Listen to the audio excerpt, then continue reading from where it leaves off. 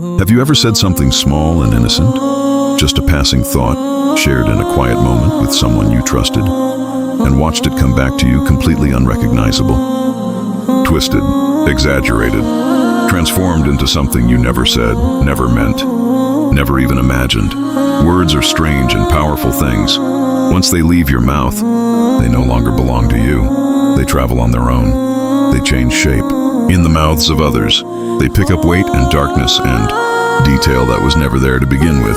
And sometimes, by the time they finish their journey, they have caused damage that can never be undone. This is the story of a horse who learned that lesson and paid for it with his life. On a quiet farm at the edge of a green valley, where mornings smelled of fresh hay and damp earth, and the birds began before the sun, there lived a horse. He was not a remarkable horse in any special way. He was simply a good one, honest, hardworking, faithful. Every single day, from the first gray light of morning until the sky turned amber and the shadows grew long, he worked. He pulled heavy loads across the fields. He carried weight that would have broken lesser animals. He did what was asked of him without complaint, without hesitation, without drama. And every evening, when the work was finally done and he was led back to his stable, he would lower his tired body onto the straw, legs aching, back sore, muscles burning, and be grateful for the rest. He was not an unhappy horse. He was simply a tired one. One particular evening, after a day that had been especially long and especially hard, the horse settled into his stable and let out a slow, exhausted breath. The kind of breath that carries the weight of the whole day with it. He lay there in the warm quiet of the stable, listening to the sounds of the farm settling into night, the distant lowing of cattle, the rustling of small animals in the hay, and a single, harmless thought drifted through his mind. I have worked so hard today. Maybe tomorrow I'll take it just a little easier. A small rest. Just for one day. Surely that won't hurt anyone. That was all it was, a private thought, a small, human wish for rest in the mind of a tired animal. He closed his eyes. He did not know that the stable door had drifted open. He did not know that a small, curious cat had slipped silently inside and had been sitting in the shadows, watching him with wide, interested eyes. The cat stepped forward. "Why so tired, dear horse?" she asked, tilting her head with the easy friendliness of someone who means no harm. And the horse, because he was tired, and because kindness feels safe when you're exhausted, and because the thought was so small and so innocent that it didn't feel like anything worth protecting, answered honestly. "I've been thinking," he said, "that I might ask the master for a little less work tomorrow, just for one day. I only need a small rest." The cat nodded sympathetically. She listened. She seemed to understand, and then she slipped quietly back out into the night. No, the cat was not a cruel animal. She was not malicious or calculating. She was simply what many of us are, a social creature who found information exciting, who felt the pull of a good piece of news, who experienced that small, irresistible urge to share what she had just heard before the night was over. She found the cow standing at the fence, looking up at the stars with a peaceful expression. "You won't believe what I just heard," the cat said. And her voice had already done something to the story, added a note of drama, a suggestion of significance that hadn't been there in the, stable. "The horse doesn't want to stay here anymore. He says the master is too strict. He's thinking about leaving for another farm." The cow turned from the stars, her peaceful expression replaced by something else entirely. "Leaving?" she said. "That's what he told me," the cat replied, already half believing the version she had just created.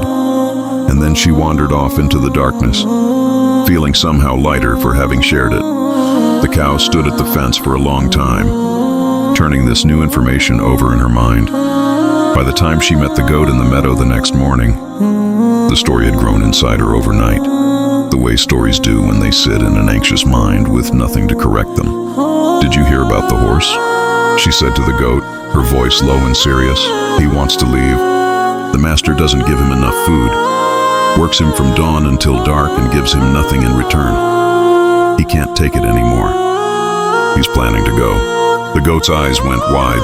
By evening, She had found the rabbit and given him the story in full, now richer and darker and more urgent than anything the horse had ever said or thought or dreamed. The horse is going to escape, she told him breathlessly. The master is cruel. He beats him and starves him. He's leaving tomorrow night.